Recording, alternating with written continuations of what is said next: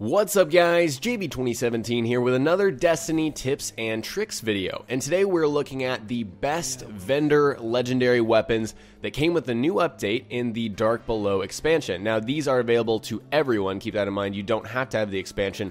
So, what's going on here? Well, the Vanguard and the Crucible Quartermaster, again, they replenished their stocks with brand new legendaries, and they all have 331 attacks, so they are inherently better than any other legendary that you had before this update and the expansion came out. So, a lot of these look nice and shiny, but to be honest, a lot of them suck. If you look at the stats and you look at the perks, they're not very good. So this is a video really designed to help you all make an informed purchase on what kind of weapon you want to get from either the Vanguard or the Crucible Quartermaster. So, first off, note all of these cost 150 marks. It's going to take you more than 1 week of playing the Crucible to get one, and you also have to rank up your Crucible or Vanguard rank all the way and get what's called a commendation. So I'm at 2. If I were to go to 3, I would earn a commendation and be able to purchase one of these weapons. So the only one that I can really recommend that you guys get that's very good is the TFW PKY 1969 hand cannon. And the reason being, these stats are very nice. The impact is around, mid-range for hand cannons, but it's got a nice healthy magazine size of 10, which is, again, very nice for a hand cannon. And these stats resemble some of the great legendaries that we had before. The Fatebringer, the Devil You Know, those were great, and the Hawkmoon exotic, these stats are very similar. So this is kind of a lesser version of those weapons, and this weapon right here has great perks. Return to Sender, kills with this weapon grant bonus ammo directly to the magazine. That means you don't have to reload to get that bonus ammo. And then we have Mulligan.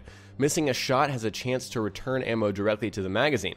That means if you're killing enemies or missing them, you have chance to get ammo in your magazine. Just bonus ammo, bam, out of thin air, right in your mag. So that's why this is such a great weapon, and it's really the only one I can recommend out of this lot from the Crucible Quartermaster. Some honorable mentions, maybe some weapons that you might want to consider. Three Little Words is a very solid pulse rifle. It's not as good as that hand cannon, but if you like pulse rifles, that's a good option.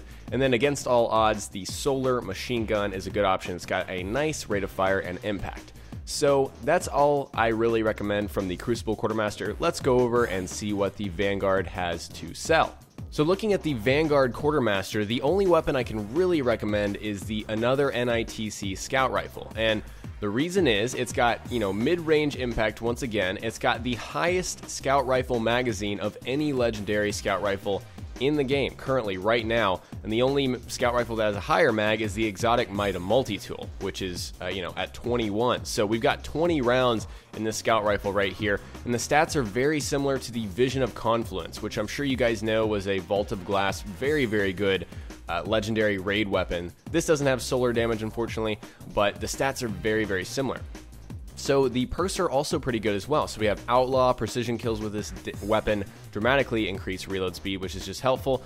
And then Rangefinder, aiming this weapon increases its effective range. That's actually a terrible perk, but the first one is pretty good, and the stats are good enough to make this, something I would recommend you guys pick up. So the only other honorable mention I really have here is the LDR 5001, and this is an arc sniper, and it's got a nice, little set of stats here and some pretty okay perks, and I think it's a good weapon, although the Murmur is just such a good legendary that everyone in the game gets just by playing the story. So that's why I don't put that on my recommended list.